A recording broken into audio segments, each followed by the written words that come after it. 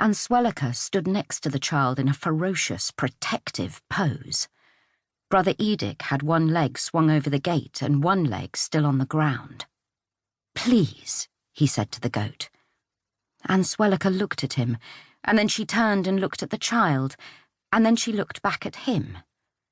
In the dim barn, it was hard to gauge subtleties of emotion, particularly in the eyes of a being who had seldom before evidenced subtleties of any sort, but Brother Edik thought he recognized the flicker in the goat's eye. It was both a light of affection for the child and a light of warning for him. The goat lowered her head in a threatening gesture. "It is cold," said Brother Edik from atop the gate. "It is very cold. Too cold for a child. I mean her no harm. I only want to help." The goat and the monk stared at each other. Meanwhile, the child quietly cried. Outside, the sun rose higher and higher. A wedge of light entered the barn, golden and warm. Dust motes danced in the air. Beauty, again. "Let me in," said Brother Edik to the goat. He spoke softly. "You must let me tend to her." Answelica took one step back. For what was surely the first time in her life, she retreated. Brother Edik swung his other leg over the gate. He stepped into the goat's enclosure. "Are you injured?" he asked the child.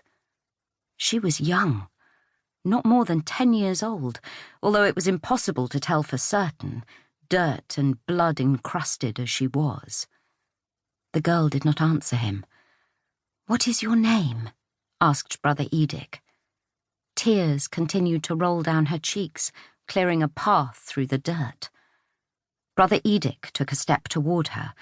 Answelica growled. You would not think a goat could growl, but this goat was forever full of surprises. "Will you let me carry you?" Brother Edik asked. Again, the child did not answer. Perhaps she could not speak. Answelica glared at him. She lowered her head. She offered her ear, and the girl took hold of it. The goat stood quietly, head bowed. "I am going to carry you," said Brother Edik, and then he announced his intentions to the goat. "I am going to carry her." The child let go of Answelica's ear. Brother Edik bent and gathered her in his arms. Her skin was hot to the touch. She was burning with fever. "She is very sick," Brother Edik said to the goat, who was staring up at him. "The first thing we must attempt to do is to bring the fever down, and we must wash her. We must remove the dirt and blood. She has come from some war, I suppose. Do you not think it so?" Answelica nodded. "Lord help me," thought Brother Edik. "I am conferring with a goat." He walked out of the barn and into the light of day carrying the child. The frost had melted. The world no longer shone, but it was very bright. Answelica was at his heels. He turned and looked back at her. He saw that the goat's eyes were gentle, full of concern. Strange world. Impossible world. Brother Edik felt his heart, light within him, almost as if it were filled with air. Answelica butted her head against his legs.